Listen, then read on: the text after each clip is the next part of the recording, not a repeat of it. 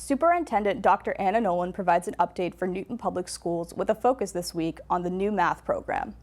First, I just want to thank all the incredible parents and staff members, principals, and students who joined the school committee and I in the Memorial Day parade this past Sunday. It is apparently the first time in many, many decades that the school system was participating, and we would like to thank all the parade organizers and the parade committee for giving us such a lovely float for all of our mascots. And the kids had a really good time. Thank you, Cabot's Ice Cream, for all the sweet treats at the end. I think it's going to be a really good tradition each year. And thank you, school committee, for coming out in force to join the kids. I only have one update tonight. We have a really long agenda. I just want to make everybody aware of that, and a lot of great guest stars tonight. But over the last several years, we've been designing the Math Pathways program, which we presented to you officially in several parts over the last few months, most notably and periodically since January. Information sessions were held for families. It was the best attended parent information session that we've held all year. And assessments as part of the process of pathway placement have been conducted at this time at our middle schools. And those results went out to families with specific scores in Aspen and in Parent Square and translated for folks who needed that in other different languages. And I just want to remind everyone that we are in a transitional time on the way to the goal, which was a more rigorous mathematics curriculum for the entire system.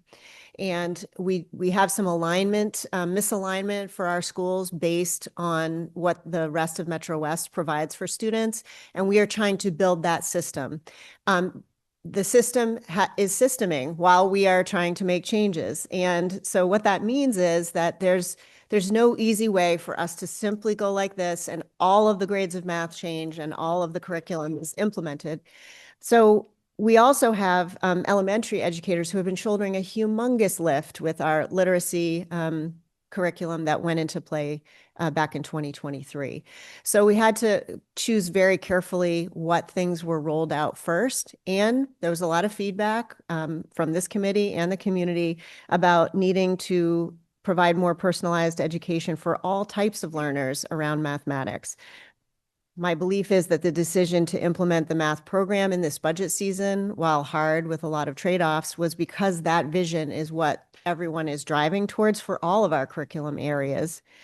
And so as a first step, a transitional one, trying to both implement new compacted curriculum starting next year in our middle schools, but also provide some acceleration opportunities for students who are ready.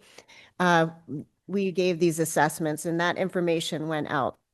This is the third districts I've implemented math pathways type work. It looks different in every setting, but there's some really some things I've come to expect in these transitions. The change is hard, and someone is always caught in the transition. And our 7th and 8th grade students are definitely those folks right now. And we've talked about that pretty openly with the parents.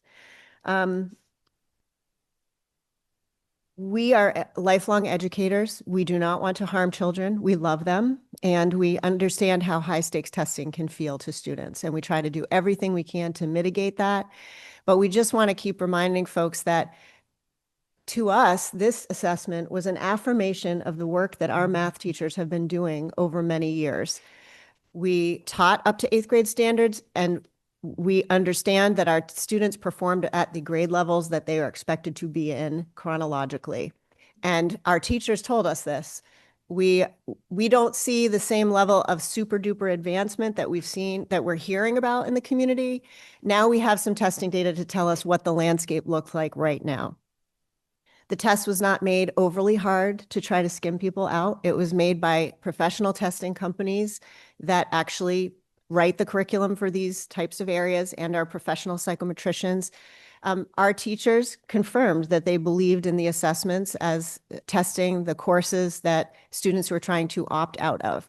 And I just want to remind folks that all of these tests were to skip grades of mathematics, not to be at the accelerated rate of the current mathematics courses, and data that is currently given to our students and families through STAR and grades assesses the year of graded material that they are currently in. So if I'm a 7th grade student and I get a 99th percentile in math on the star, that is saying that I am strong in my mastery of 7th grade curriculum, not 8th and not 9th. And grades, if it's going right in the classrooms, which I generally think it is, should mean that students have been given tasks of mastery by their teachers and they meet those expectations, and that's what the grades are in that grade level. I know that there's concern and worry and happiness all around in this very complex time that we're dealing with, but the mission is to get kids what they need when they're ready for it, and that's the system that we're starting to build. It is not perfect. There are mistakes. There always are. And we don't want children unnecessarily caught in the transition, but here we are. There was no community discussion of waiting the 5 to 6 years to stagger in all of these types of experiences for families and kids.